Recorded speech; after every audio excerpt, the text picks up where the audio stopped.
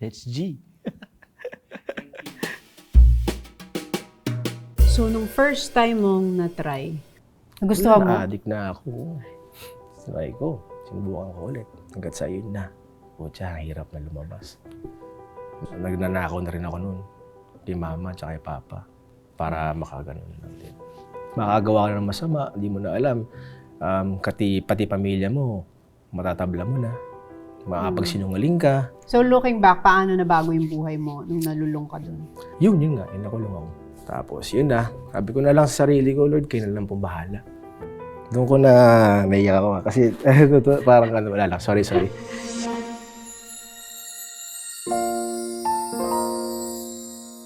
Yung story mo, para siyang storya ng a person can start over and over and over again. Opo. Nung binasa ko yung story mo, kasi nag-artista ka 3 years old. Mga ganun po, 3 years old. Paano ka napasok sa pag-aartista? Ayun nga, Miss Tony, yung meron akong ninong na sa Star Cinema nagtatrabaho. Parang ano siya, location manager. Tapos, in-invite niya ako na mag-audition. Langit at Lupa. Kay Romnick Sarmiento at kay Sheryl Cruz. 90s yan. 90s. Natanggap naman ako. At 3 years old? Yes. Grabe. Ang eksena lang nun, yung buwat-buwat lang ako. Yun lang. Tapos, yun na, nung nakatikim na kami ng paycheck, syempre, at sa bata pa ako nun eh. Nag-ano na kami, yung audition hunting sa dyaryo pa nun. Wala Sa dyaryo nun. Dyaryo o TV o radyo? Yan. Ang auditions, no? So, ayun na, naghahanap kami si mama ng mga audition. Tapos may nakita kami audition sa Green Hills yun. Kay Rudy Fernandez naman yun, kay The Boy. Tumbasan mo ng buhay yung pelikula. Action yun. Daming bata. Siguro mga nasa 500 kami sa Green Hills. Natanggap ako. Wala kaming pera noon. Barya lang yung pera namin noon. Nung natanggap ako, may binigay na parang pera na 1,500. Tuhan-tuwa na kami noon. Gabi. Hindi mo makakalimutan yan yung mga first paycheck. Yan, oo. Di ba? Tapos yun, Jollibee kagad kami noon. Kain kagad kami sa labas. Tapos yun na, tuloy-tuloy na hanggat sa napanood namin sa TV na may audition sa Ang TV. Grabe, ang daming tao nun, Miss Tony, sa may... Nag-audition din ako dun. Talaga? Sa Ang TV? Pero hindi ako natanggap. Ang daming nag-audition. Dami kasi, di ba? Sobra. Alam mo ba, nabagsakan pa ako ng gate sa ulo dun sa audience entrance. Grabe, dahil tulakan. O tulakan, di ba? Tsaka pag nagbukas, kailangan ipasok mo yung sarili mo kasi nagkakagulo mga bata. Ang number ko noon, Miss Tony, nasa 2,000 plus. Wow, naalala mo pa. Oo, Mother Ignacio, diba? Punong-puno ng tao. Punong-puno yan. Ginawa namin ni Ermats doon, gapang kami. Gapang, pak. Hanggang sa nakalusot na. Tama, yan sabi mo. Kung magsasarado yung gate. Nagsasara eh. Tapos yun, natanggap din tayo sa Ang TV. Kasi na, tuloy-tuloy na nung napasok ko sa Ang TV. So, 3 years old, nagsimulang mag-artista. Tapos nung nag-Ang TV ka, mga ilang taong ka na? Mga 7 po ako. 7. So, 3, 4, 5, 6, 7. Yes. Nasa ano ka na, mundo ka na ng showbiz. Nakakatulong ka na sa pamilya mo. Opo. Nung nakapasok ka sa Ang TV, pag kasi part ka ng Ang TV, ang dami ng opportunities magbubukas sa'yo nun eh. Lalo na sa ABS-CBN. Parang madali nang maghanap na i-cast ka kung saang-saang shows. Opo. So from 7, professionally, artista ka na all the way. Opo. Pero yung bata ka, artista ba talaga gusto mo? Gusto ko talaga maging security guard. Yun talaga yung... Security guard. Gusto ko talaga maging secure. Mga ganun, mga police. Kasi, ang astig lang nila di ba? Sa mall. Tsaka ang ganda ng uniform. Oo, snappy. Tapos pagka yung si mama, makulit ako, sasabi sa akin, sige, huwag kang makulit, papahuli kita sa security guard. So yun nga, parang gusto ko maging security guard para hindi ako mahuli. Di ba pag bata ka naman kung ano lang yung nakikita mo? Opo. Ako naman, gusto kong maging kasambahay. Dahil sa Princess Sarah. Diba? Opo. Si Alex, naalala ko, nag-send siya sa akin ng video mo. Tapos sabi niya, kahapon, sana makausap mo si CJ kasi nakakatuwa yung pananaw niya sa buhay. Kasi di ba sa hirap ng buhay ngayon, sa kung gaano kakomplikado ang buhay ngayon, Sobra. para maging masaya ka sa mga simpleng bagay. Yes. Parang yun yung tunay na yaman ng buhay. Yes. Totoo yun, Miss Tony. Totoo po yun. Yung ano lang ba, yung provide ka lang sa pamilya mo, araw-araw, sa bills, yun, parang doon ko na Doon ko na naiyak ako kasi parang ano, wala lang, sorry. Doon ko na-experience, doon ko talaga na-realize yung ano lang, yung simpleng buhay lang. Kailangan mo lang mahanap yung purpose mo. Kahit na ano pa yung, ako masaya ako ngayon sa ginagawa ko. Sobra. Sa pagmamaneho. Nakikita nga. Kahit nga si Sobra. Alex sabi niya, nakaka-inspire naman siya. Ano po. Yung lang, makita ko lang, kasi dumaan ako ulit sa ano after probinsyano. Doon ang probinsyano ako. Dumaan ako ulit sa, bumagsak ako ulit. Dahil nga, hindi ako nakapag-business, hindi naman ako nakapagtapos. Ano lang, high school lang din ang tinapos ko. Ang hirap pala ng mabuhay ng yung, walang parents, wala nag-aasikaso na. Kasi si father ko wala na. Yung nanay mo. Tapos yung mother ko, may edad na, nasa 80 plus na si mama Yung marirealize mong yung realidad na ang hirap ng buhay. Paano ko itataguyod yung buhay ko at yung pamilya ko? Yes. Di ba? Pero nung nagkaroon ako ng pamilya, parang mas binigay ni Lord sa akin yung tamang daan. Parang mas nahirapan nga ako nung mag-isa ako kaysa nung ngayon. Ngayon na, dahil sa partner ko rin, tsaka yung sa anak namin, mas parang nagkaroon talaga ako ng purpose na hindi ko ayusin yung buhay ko. Dahil Direction. Yes. Parang sila yung naging direction. Sila yung naging direction. Actually, napansin ko, naging emotional ka nung pinag-usapan natin yung maging masaya ka Totoo. sa simpleng bagay. Totoo. Bakit yun ang nakakapagpaluha sa'yo? Kasi, ang dami ko rin sigurong pagdaanan dati nung bata ako, kung sumasweldo kasi sa showbiz, di ba, may pera talaga. Parang hindi ko doon naramdaman talaga yung happiness sa sobrang daming pera. Na yung, di ba, parang mas masaya yung sabay lang kayong kumakain, pamilya, tapos pinaghihirapan mo alam mo yung pagdadrive, Miss Tony, parang taping din. Nakakapagod din siya. Sobra. Grabe, parang babiyahe ka ng 10 hours, 12 hours. Ganun, tapos may ibabayad sa'yo. Hindi naman ganun kalaki talaga. Doon ko na-appreciate yung bawat 20 pesos mahalaga, bawat 50 pesos mahalaga. Kasi 50 pesos na yun, makakabili ka ng bigas nun para sa pamilya. Kasi naramdaman ko yung talagang wala nga Grateful din ako araw-araw sa binigay sa ni Lord ngayon. Alam mo kasi pag bata ka pumasok sa showbiz, hindi pa buo yung personality mo. Hindi pa buo yung buong pagkatao mo. Hindi mo pa kilala kung sino ka. Tapos kapag artista ka, marami kang roles na ginagampanan. Minsan, iniisip mo, ikaw ba yung role na to? Or paano ko isi-switch off tong role na to at maging sino ako talaga sa totoong buhay? Kaya naliligaw ka ng landas, you turn to vices. Pag hindi mo kilala kung sino ka at kailangan mo pang hanapin ang sarili mo, magta-turn ka sa mga iba-ibang alternative, di ba? Para to fill in yung... Totoo. Parang may hinahanap or kulang, di ba? Napagdaanan mo yun. Oo, kasi yung pagsubok ko nun parang out of curiosity lang din Na Ilang taong ka kung babalikan mo yung nag-try ka dun sa masamang bisyo? Nasa ko nun, mga bago mag-20. Nasa showbiz ka pa nun? Pero medyo tumatamlay na parang wala Bihira na yung mga tawag. Opo, wala na talaga. As in, bihira na talaga. Try lang yun, try. Sige, Sino nagpa-try sa'yo nun, mga kaibigan? Oo. Ganun. Tapos ba't ka na-curious? Anong iniisip mo nung time na yun? Hindi ko na matandaan, Miss Tony. Pero Parang in? Parang ganun. Para in sa barkada? Pero alam mo dati, talagang sinusumba ko yan. Sabi ko nung nasa high school pa lang ako, never ko itatry yan. Ayaw ko itry yan. Dahil nakita ko rin yung kasi, yung mga, diba, sa yung itsura ng mga nagaganon, kawawa, ganyan. Tapos, parang, unti-unti sila talagang lumulubog dahil sabi ko, hindi ko sa try yan. No, pag kinain ka ng bisyo. Diba? Oo. Mahirap. Talagang malulugmok ka. Pamilya, kaibigan. Trabaho.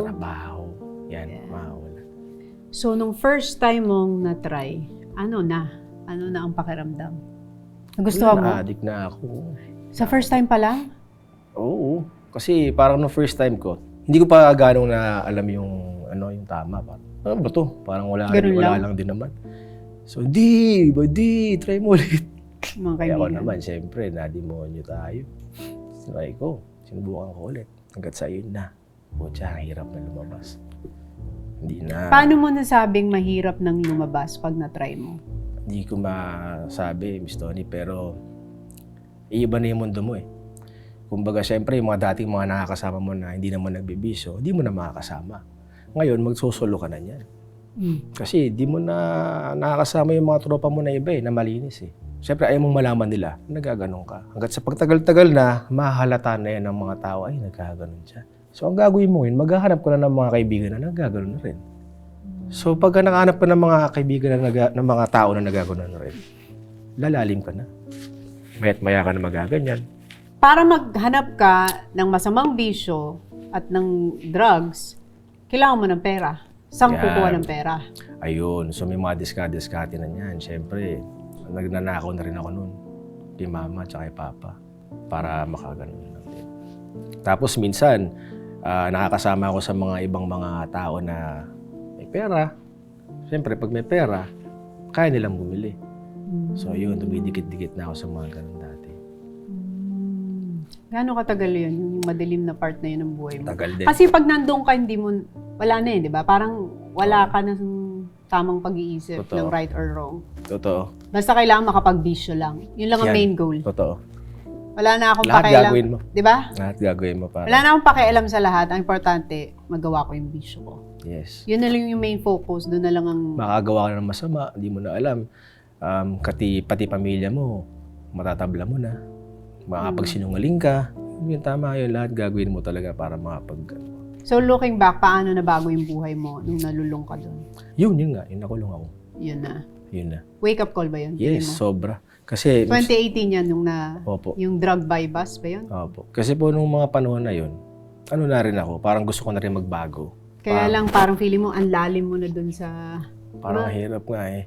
Lalim Kasi mo na dun sa bisyo. trial and error eh. Parang gusto magbago, hindi kaya. Gusto magbago, hindi kaya. Kailan ba ako magbabago? Gusto magbago, hindi pa rin kaya. Hirap. Minsan yung mga talagang madudulas ka talaga eh. Eh pag nadulas ka, sabi ko, Dito na eh. bakit na naman, paano naman nangyari? Nagpatukso na naman ako, parang gano'n. Pero yun nga po, yung wake up call nga, yung nahuli ako. Paano ka nakulong muna? Ayun, yun nga, nasa bypass. Mhm. Nasa ano naman po, nasa balita naman po. Nagda-drugs ka nun? Or magkakasama lang kayo? Hindi, naka-ano ko nun. High ka nun? Nakatira ako nun ng konti. Kasi nung kinabukasan nun, mag-a-apply na dapat ako nun eh, sa call center. Actually, hindi. Nag-apply pala ako nun. Nung day before nun, hindi ako natanggap. Dahil? Eh, siguro kulang sa kaalamanan. Kaya hindi ako natanggap. Tapos, yun. Nalungkot siguro ako nun, kaya ako ulit. Tumira ako ulit. Eh, nung gabi na yun, nahuli ako. Tapos yun na. Grabe yun. Itong carpet na to, Miss Tony, yan yung kulungan namin. Tapos mga 20 kami dyan. Oo. Tutulog ka. Ganyan. Eh, ito pa, makulit. Pinusasan ako. Kaya pinusasan ako nakalagay dito sa sa selda, sa parang bakal. Tapos, o dyan ka muna, posas ka muna dyan. Eh, nagkaroon sila ng operation. Yung mga polis. Nakalimutan ako. Sabi, sige, sandali lang, mabalik ako. Ang pwesto ko nung ganyan. So, siguro may 12 hours. Ang tulog ko nun, ganito. Nangawi talaga to. So, isipin mo yun, ko nun, may 2 linggo ako nun dun sa custodial facility. Dito sa ganitong kaliit na? Siguro mga 1 week ako dito sa ganito kaliit. Tapos Sa nilipat selda. ako sa custodial. Mas mahirap dun. Bakit? Ano naman ang meron doon? Pag sinabi mong custodian. Baho. Ay, ako nanonood kayo, sinasabi ko sa inyo, matuto tayo sa lesson. Oh, sobrang Nung kay baho. CJ. Tapos yung isang araw mo dun, Miss Tony, parang 1 linggo. Ganon, yung kabog ng dibdib mo, hindi mawawala. Yung lungkot, yung inip. Kasi syempre, di naman po tayo sanay sa gano'n. Sanay tayo sa malambot na hinihigaan sa kamay. Tapos may electric fan, may TV. Ito, Wala, tulog ka ganyan. Hindi ka pwede humiga. Kasi siksikan. sino mga kasama mo doon?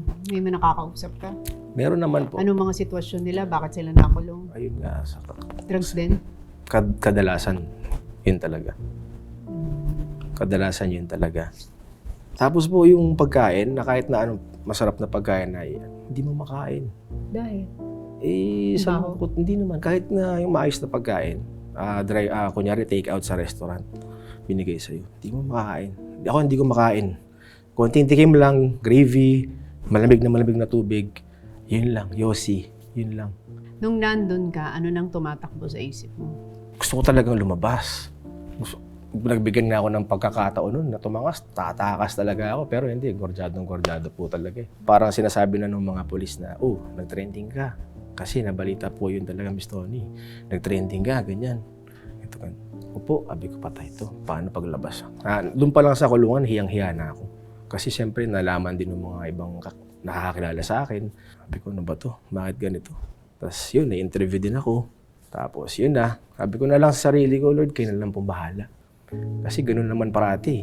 Pag binibigyan tayo ng challenge ni Lord, alam ko, hindi tayo papabayaan ni Lord eh. Kahit na anong problema ibigay sa'yo, kahit na ano pa yan, hindi nawawala yung faith ko. Hindi talaga nawawala. Dahil, hindi ko alam eh. Ganun talaga eh. Siya talaga yung sandalan. Tapos yun na nga po, pagka laya ko, after mga 5 days, tumawag po yung sa production ni Direk CM. Ayun. Si Coco. Opo, kinuha po ako ni Direk CM. Kinuha mo na ba yung sign na ito siguro yung chance na binibigay sa akin ni God para baguhin ko na yung buhay ko? Yes. Okay. So yun nga po, nung pagkalaya ko, naisip ko na rin po yung story na parang, siguro ito nga yung talaga, yung blessing in disguise din na pinahuli talaga ako ni Lord. Kasi sabi niya, paano ka kaya gigisingin to? May ganun, di ba una tatapiking ka, babatukan ka. Kapag hindi ka pa natuto doon, tutuluyan ka na, ayaw mo pang magising. Yes, yung mga ganun po talaga. Yung mga wake-up call eh. Ito ang pinaka-worst, biggest wake-up call para sa'yo. Yes. Tapos yun na, nung tinawag po ko sa taping, parang hiyang-hiya pa ako nun. Sobrang hiyang-hiya ako nun. Pasok ko sa taping. Siyempre, after ilang years din, bago ako mag-taping, tapos probinsyano pa. Tapos yung nangyari pa sa akin. Pre, parang basang sisiw talaga ng ilang buwan. Pero buti na lang, yan sila Kuya Jobert, yung mga kasama ko doon. Talagang niyakap nila ako. Dito ka sa amin, pamilya tayo dito. Basta huwag ka nang uulit. Yan, Kuya Jobert. Si Jobert, pinagdaanan din niya yun. Kinausap ko rin si Jobert. Grabe rin yung mga pinagdaanan. Grabe yun. Grabe yung mga pinagdaanan din ni Jobert. Kaya yun. So, naging okay. Yes, naging okay naman po. Tapos nagkaroon ng stable na trabaho. Opo, yan. Yan. Tapos nakaipon ulit kahit paano. Nakabili ng kotse. Nakabili ng kotse. Tsaka nakapundar po ako ng motor noon. Nice. Tapos, nung lumabas ka, talagang hindi mo na binalikan yun. Hindi na. Kasi ang ganda na nangyayari sa'yo di ba? At saka may ko noon, hanggang ngayon, nag-may counseling ako, nag-attend ako ng counseling. Gusto ko actually mag-volunteer. Gusto ko rin sa mga naligaw ng landas din. Tumulong. Ikaw naman ang tutulong. Parang sa future based on your experience kung paano ka nakakawala dun sa madilim na past na yun. After ng probinsyano, ano nangyari? After ng probinsyano, walang work. May pera, splurge, ganyan, kain. Kasi syempre, ini-enjoy ko yun. After pandemic, ngayon pwede labas, ganyan. Hanggat sa, ayun nga, unti-unting nawawala yung ipon ko. Naubos. Kasi hindi ako nakapag-negosyo din, nakapag-business. Tapos wala pang tawag. Niya naman ako tumawag kay Direk CM. 5 taon akong tinulungan. Tapos, ayun nga, as yung misis ko po yung nag-work, yung kapartner ko si Dayan. In hospital siya. Twice. Yung una, bumagsak. Nakita ko talaga, harap-harapan. Nandun ako sa hagdanan. Siya na sa CR. Nahilo. Bumagsak ng ganyan. Bang! Sinipr ko, hiningihan ko. Tapos nagising siya. Pero dinala ko sa ospital. Tapos yun nga, pinagpapahinga siya. Huwag muna siya mag-work daw, ganun. Pero nag-work pa rin siya. Nag-work pa rin siya kasi kailangan ng income. Pera. Siyempre, income. After a year, yun na naman. Medyo malala na yung nangyari sa kanya. Parang na-stroke na siya. Kumano na siya, Sabi ko, Han! Labas pa yung dila mo. Di niya malabas yung dila niya. Stroke. Parang binukat ko siya. So, dila ko sa ospital. Yun. Mahigit 1 linggo po kami sa ospital. Tapos yun, medyo nung na-hospital siya. Hindi na siya nakapag-work din. Siyempre, kailangan magpahinga. Baka lumala yun. Yun na, hanggat sa yun na. Medyo naubos na yung ipon namin. Nabenta ko na yung motor. Wala pa rin work na dumarating. Sabi ko, ako hindi ko alam kung saan ako mag-a-apply. Yun nga, yung Meralco namin, umabot ng 3 buwan yung utang namin sa Meralco, Miss Tony. Pati sa tubig. Tapos, alam mo yung feeling na yung pagka kunyari, nakakautang kami. Kunyari, nakakautang kami ng pera. May kunyari, sobrang 200. Kasi pagka 3 buwan na yung Meralco mo, talagang puputulin na yun eh. Inabot na magkano yung Meralco? Nasa 47,000. Shucks. Puputulin na. Tapos pagka yung may tumatahol na aso sa labas ng bahay, sabi ko, patay, Meralco na yan. So, ang humaharap muna si Dayan. Pinagbibigyan naman kami. Pero nung umabot na ng 3 buwan, mag-4 na buwan, parang ayaw na pumayag. So ako na yung kumausap. Wala kaming pera nun. Ang ginawa ko, binigay ko yung favorite ko na sombrero. Kuya, parang awa mo na huwag mo nang putulin kasi ang hirap nang walang kuryente. Hirap nang walang kuryente. Tapos yun, pumayag naman. Yes, 1 buwan pa. Agad sa, yun nga, narealize ko na hindi po pwede ito na ganito. Kailangan natin kumilos talaga. Sabi ko, Han, may sasakyan pa ako noon, Miss Tony. Yung kaisa-isang sasakyan ko na napuntar ko sa probinsyano. Sabi ko, benta ko to. Benta natin to, bayaran natin lahat ng utang natin, tapos kuha tayo ng hulugan na sasakyan. Tapos ipapasok ko siya sa, yun nga, TNVS. Magti-TNVS ako. Mabiyahe ako. Yung sa driving. Mabiyahe ako. Sige. Tapos yun, buwan ko, bumiyahe ako. Sabi ng ibang kaibigan ko po, saka yung partner ko, subukan mo i-vlog. Sige, i-vlog ko. I-vlog ko, sinubukan ko. Okay naman siya. Biyahe, ramdaman ko, yun na, kahit mga 2,000, 3,000 a day, 12 hours, 10 hours. Grabe yun. Sabi ko, thank you Lord. Meron na akong meron ng pang rent, meron ng pangkain, meron ng pambayad sa kotse. Tapos na-edit ko na yung unang video ko. Edit ko na, Ikaw lang ang nag-edit nun? Opo. Pag-uwi ko, edit ko pa siya. Pinanood ko siya. Okay naman. Pero parang nagdalawang isip akong i-post. Dahil? Hindi ko alam. Parang baka nahihiya ako na parang malaman ng tao na may nangyari sa akin. Parang ganun. Yun talaga. Pero biglang may putik sa puso ko na wag, i-post mo yan. Mas nangibabaw yung post. So, share mo. Share mo. Yun. Tapos yun. Kinabukasan, pagising ko, pagtingin ko sa nagustuhan ng tao. Parang nabasa ko yung mga comments. Nagustuhan naman nila. Kaya, ano yung comment na nag-touch sa puso mo? kasi yung dun sa first video, maraming natuwa. Pero yung mga, siguro pa 4th video, may mga comments na may anxiety sila. Pag pinapanood nila yung video ko, parang nawawala. Ang sarap sa pakiramdam, no? Parang naging positive din yung nila. Yung response. Opo. Si Alice nga, di ba sabi ko sa'yo, sinend niya sa akin yung video mo. Opo. Sabi niya, ate, nakaka-inspire naman to kasi tinuturuan niya tayong maging masaya sa simpleng bagay. Sa simpleng ginagawa mo, kung paano mo tignan ang buhay mo. Opo. Kung paano mo tignan kung ano yung mga dapat mong ipagpasalamat kaysa ano yung kulang. Yes. Di ba? Totoo. Pinakita mo na ganito mabuhay. Simple lang. Kung simple lang ang kasiyahan mo at simple lang ang Maging masaya ka. magiging masaya ka. Totoo. Kasi ikaw naranasan mo yung maraming pera, naranasan mo mag-artista, naranasan mo yung kasikatan. Pero masasabi mo sa sitwasyon mo ngayon, Ito yung pinakamasayang parte ng buhay na nangyari.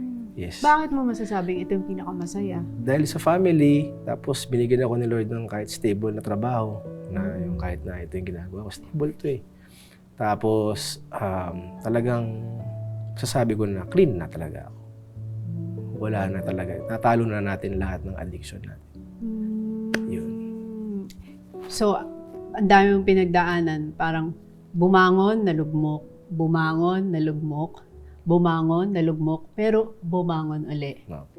So, sa lahat ng mga katulad mo, na marahil sila yung dumadaan sa ganon, anong encouragement ang gusto mong sabihin sa kanila? Kasi nagawa mo, nalampasan mo. Alam ko, hindi naman araw-araw gusto nilang ganyan. Alam ko, meron din araw na gusto nilang magbago. Mahirap magbago talaga pagka yung nakasanayan na yung ganyang gawain. Pero kaya, basta sa tulong ng tamang tao. Taong pamilya, at saka sarili mo. Kailangan tulungan mo ang sarili mo. Siyempre, hindi ka magbabago talaga kung ayaw mo eh. Pero ikumpira mo yung buhay na magiging maganda para sa iyo at sa pamilya mo kaysa sa buhay mo na nasa kadiliman ka. So kung meron ka namang gustong sabihin kay CJ as a 38-year-old, Nakita mo na yung happiness, tuloy-tuloy mo na yan. Basta maging grateful ka lang parati at maging honest sa lahat ng ginagawa mo. sa buhay mo ngayon, anong pinaka-grateful ka? Magkaroon ng pamilya, magkaroon ng totoong pagmamahal.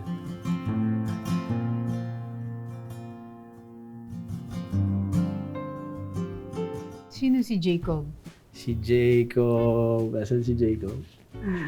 Ayun! Ayan si po? Jacob. Opo. Kasama ba yung partner mo? Opo, si Dayan. Ayan pala si Dayan. Anak po ni- Gano'ng katagal na kayo ni Dayan?